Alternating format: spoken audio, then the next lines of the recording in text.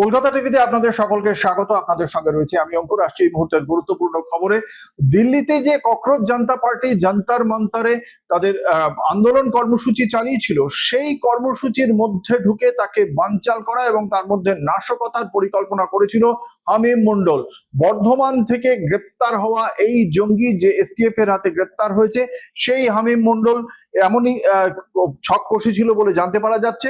হামিম মন্ডল আর তার বান্ধবী অর্পিতা সরকারের গ্রেপ্তারির পর তদন্ত এমনটাই উঠে এসেছে বলে জানতে পারা যাচ্ছে। এই কারণে পুলিশের উর্দি জোগাড় করার একটা পরিকল্পনাও করেছিল হামিম, এবং সেই পুলিশের উর্দি শেষ পর্যন্ত জোগাড় করে ফেলতে পেরেছিল কিনা সেটা এখনো স্পষ্ট নয়। তদন্তকারীরা তাকে জিজ্ঞাসাবাদ করছে।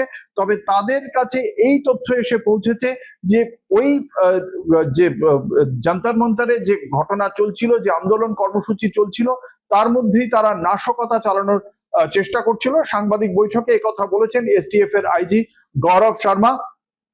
শনিবার তাকে বর্ধমান আদালতে হাজির করা হলে বিচারক তাকে 14 দিনের পুলিশ হেফাজতের নির্দেশ দিয়েছেন।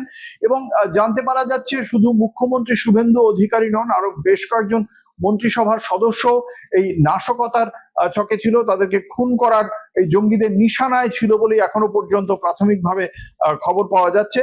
অর্পিতা সমাজ মাধ্যমের হ্যান্ডেলের সূত্র ধরেই খোঁজ মেলে হামিমের। এসটিএফ এর আইজি জানিয়েছেন গত 4 বছর ধরে অর্পিতার সঙ্গে যোগাযোগ রয়েছে হামিমের। প্রথমে ইনস্টাগ্রামে যোগাযোগ এবং পরে দেখা করেন তারা, এবং হোয়াটসঅ্যাপ এবং টেলিগ্রামেও যোগাযোগ হয়।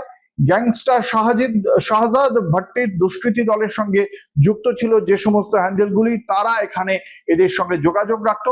কিন্তু এই যন্তর মন্তরের কর্মসূচির সঙ্গেও যে এরা সেখানেও যে নাশকতার পরিকল্পনা করেছিল, এই অত্যন্ত গুরুত্বপূর্ণ এই তথ্য। এই বিষয়ে আরো তথ্য জোগাড় করতেই জিজ্ঞাসাবাদ করবেন তদন্তকারী আধিকারিকরা। দেখা যাক সে বিষয়ে নতুন কি তথ্য উঠে আসে, এবং তার জন্য আপনাদের দেখতেই হবে কলকাতা টিভি রাত দিন 7 দিন।